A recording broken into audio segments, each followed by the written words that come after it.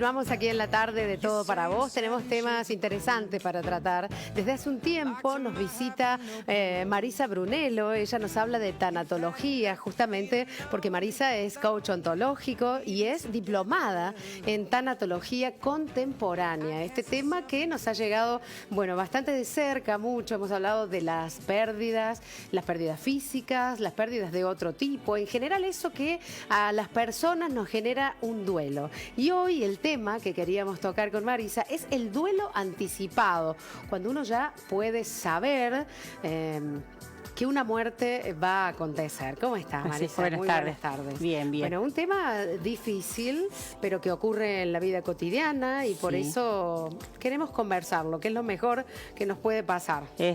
Bueno, justamente lo que siempre venimos hablando, ¿no? Que hay que hablar de la muerte, que hablar no significa que uno lo atraiga o que vaya a suceder porque hablo, pero es que está bueno hablarlo justamente para plantear un montón de situaciones. En este caso, traje el tema del duelo anticipado, porque tiene beneficios y también tiene, como todo, los no beneficios, ¿no? Contradicciones, momentos o situaciones que uno las puede analizar. ¿Cuáles son los beneficios para ambos, ¿no? Para la persona enferma, en este caso generalmente se da el duelo anticipado ante una situación de enfermedad, una enfermedad puede ser generalmente oncológica, una enfermedad neurológica, donde nosotros, el médico, ya a la persona le diagnostica que tiene un tiempo limitado de vida, ¿no? Entonces ya nosotros anticipamos el duelo, sabemos que en algún momento se va a producir la muerte. Y el otro de los casos que se puede dar es por muerte accidental o por un secuestro, donde todavía no encontramos, sabemos que la persona está desaparecida, pero todavía no hemos hallado el cuerpo. Entonces empezamos un duelo, pero al no tener el cuerpo todavía no estamos en la muerte. El que más ocurre, el más común, digamos, entre comillas, es el por caso de enfermedad, ¿no? Entonces, uno ante la noticia ya empieza a procesar el duelo. ¿Cuáles son las ventajas? Para la persona enferma, poder solucionar un montón de situaciones personales, poder hablar, poder arreglar situaciones, papeles, económicas, situaciones conflictivas con alguna persona, cumplir algún deseo, es decir, bueno, si había quedado algún viaje pendiente, si le había quedado algo por hacer, poder hacerlo, esto que te decía, poder solucionar un problema personal. Y para el familiar, también lo mismo, ¿no? Es decir, para la persona que está cercana, el familiar, el amigo, la persona cercana, poder brindarle ayuda y poder también cerrar ciertos temas que han quedado pendientes. Para todos, hablar de beneficios en una situación así es como bastante complicado, ¿no? Porque nos ocurre que primeramente hay un gran miedo a dejar la vida, ¿no? Eso lo tenemos todos, yo creo. Pero, bueno, lo beneficioso en este caso, que nos hace pensar, Marisa, es justamente de qué forma perdemos ese miedo, ¿no? Porque es natural, es la certeza que tenemos, la de que todos nos vamos a ir o de que en algún momento alguna persona muy querida, muy cercana, nos va a dejar. Sí. Pero no queremos ni pensarlo. No queremos ni pensarlo, pero tenemos que asumir que todos, lo hablamos desde el primer día, todos vamos a sufrir pérdidas de todo tipo. Pérdidas que también, como hablábamos en algún momento, también tienen sus beneficios y uno a veces dice qué beneficio puede tener una muerte y realmente sí tiene muchos beneficios. A ver, tiene beneficios desde el crecimiento en lo personal, desde que uno se fortalece, obviamente que uno no las elige, pero están y suceden. Entonces, el duelo anticipado, ¿cuál es la ventaja? Es justamente no quedan pendientes ni deudas, que es lo que muchas veces retrasa un duelo, ¿no? Por decirle, tendría que haber dicho, me quedé con ganas de decirle tal cosa, mira, aquí me pidió tal cosa y no lo hicimos. Entonces, sí te da la posibilidad. La otra situación que se da, y que también en el caso de una persona enferma es, que ya no sería un beneficio, pero sí hay que estar muy atentos, es al cuidador primario.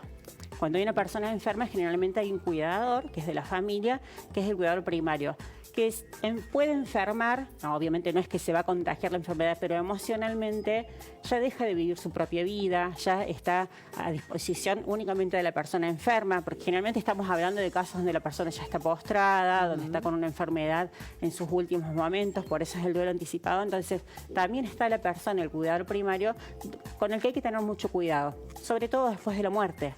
¿Por qué? Porque esa persona cuando estuvo dedicada únicamente a esa persona, al doliente, nosotros estuvo dedicada, entonces se encuentra con que al otro día del duelo se levanta y no sabe qué hacer. Claro. no sabe qué hacer. Entonces, también te da esos beneficios. Por eso es que hay que aprender, que está bueno ver, hablarlo. Hablar también, en estos casos, que hablamos también de muchas veces uno se encarniza con querer salvarle la vida a la persona y hay que saber si la persona realmente quiere que uno le apliquen tantos métodos para salvarlo, porque hay enfermedades que son irreversibles, entonces a veces se sostienen la vida un poco por egoísmo, ¿no? Por no poder aceptar esto que hablábamos de la muerte. Entonces recurren a distintos tratamientos, a operaciones, a entubamientos, cuando a veces el médico nos está diciendo, miren, ya no hay nada más que hacer, pero uno sigue insistiendo en sostener la vida, ¿no? Bueno, la importancia de haber tenido también un diálogo previo con quien es el paciente en ese momento o la persona que está abandonando la vida de alguna manera, la importancia de conocer, bueno, cuáles eran es muy importante que uno como persona diga, en mi caso yo lo he dicho a mi familia, si estoy a próxima a morir y no hay esperanzas de vida, no permitan que sigan, que no nos hacen. A ver, el médico y a veces un familiar quiere sostener la vida a cualquier precio, claro, porque cuesta entenderlo, ¿no? Entonces, poder dejar de declararle a la familia, miren, si a mí me pasa una enfermedad terminal, si yo no estoy bien, si ven que yo estoy agonizando, déjenme. Déjenme, hay recursos legales que uno puede pedir a los médicos, hay situaciones en que uno se las puede plantear a la familia y que la familia, porque no nos olvidemos que a veces uno en una enfermedad terminal ya no tiene conciencia, entonces dejarlo dicho está bien para el buen morir, ¿no? Esto de hablar de la muerte es morir dignamente, no morir de una manera en la que uno realmente no sufra una insuficiencia respiratoria, uno no tenga que morir, claro, por y con falta mucha de paz aire, también, ¿no? exacto. Que el hecho de, como vos decís, Marisa, haber podido resolver algunas cuestiones previas, también, bueno, creo que incide en esa paz espiritual que creo que uno busca tener en ese momento de la despedida, tanto el familiar, además que trae muchos que después siente deudas, hablar de la muerte, muchos más de los que uno cree, porque en torno de un enfermo también enfermamos nosotros emocionalmente.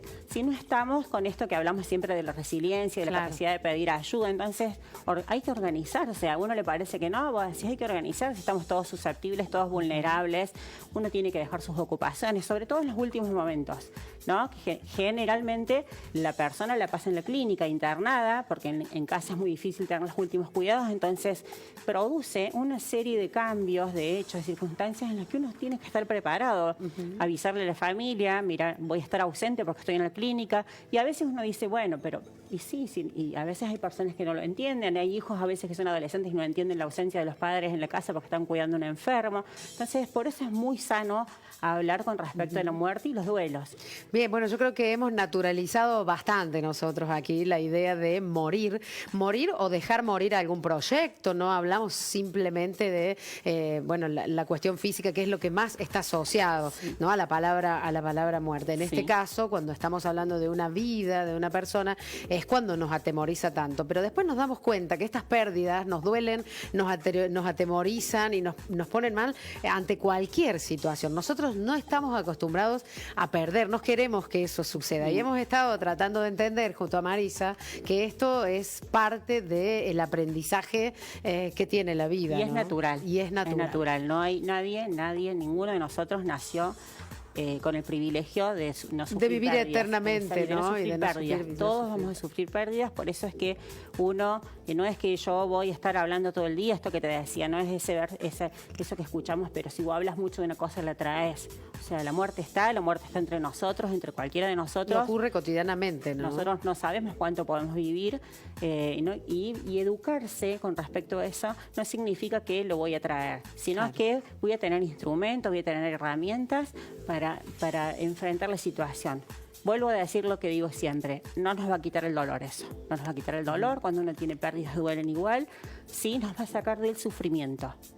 No vamos a hacer de ese dolor un constante sufrimiento.